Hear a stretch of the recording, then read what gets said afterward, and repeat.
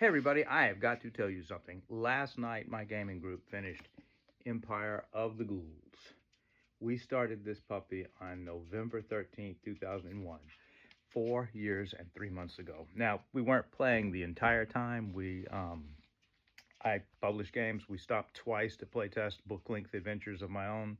We took an 11-month hiatus last time, but we got back a couple months ago and we decided to play it till the end, and we did. It was fantastic. We started with 3 players, had 2 character deaths and changed characters for them, and then one of my streaming players jumped in for our final chapter. Didn't stream this since we started it before I was streaming, and it seems silly to stream the final chapter when you haven't streamed the beginning. But incredible campaign. Highly recommend it, with a caveat. So it's from Cobalt Press, and it's set in the world of Midgard. Lead designer on this, Richard Green, a great guy, and it is a thick book. It's got a chunk of world lore, then the adventure, and then an appendices of monsters, NPCs, magic items, new spells, all kinds of stuff. So it's really a partial campaign setting with adventure, and it's not thin, but it is dark. It is R-rated. For graphic and disturbing content. So, caveat, if that's not your thing, don't get it. There's a vampire empire above ground that has taken over a nation, and there's a ghoul empire underground, and they are allied, and they're up to something dark that will empower them that you have to stop. And it does have some humor in it, has some funny kobolds in it, but by the second half of the adventure, it's very dark.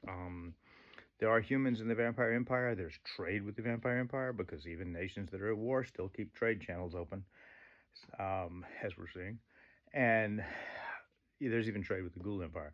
Above ground, there's humans in the Vampire Empire. They don't live well, but they do live. The Ghoul Empire, this is one of the disturbing factors. There are only enslaved persons, and they're used as food. And it's graphic. It is graphic. But you start out in the clockwork city of Zobek, where you help out some friendly kobolds with a problem they're having, and that alerts you to a wider issue involving the Ghoul Empire, and you end up trekking all over Midgard. You go to their southlands, you go to their dwarven cantons, you go to this wonderful city called the Wolfmark, which is a kind of Norse dwarven beachhead in the northern territory of vampire territory.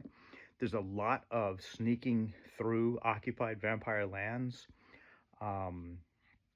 Then for the final half of the adventure, probably final quarter of the adventure, you descend into the tunnels of the Ghoul Empire, where you stop the ritual. But you see a lot of the Ghoul Empire. They give you a huge map of the whole Ghoul Empire, and you probably only explore a quarter of it. One of the things that's amazing about this book is there's so much more lore and information to empower your own stories, your own campaigns, beyond just the story they give you. So there's a massive map of the underground Ghoul Empire, but you only go for, like I said, a quarter of it. Really exciting, really fun.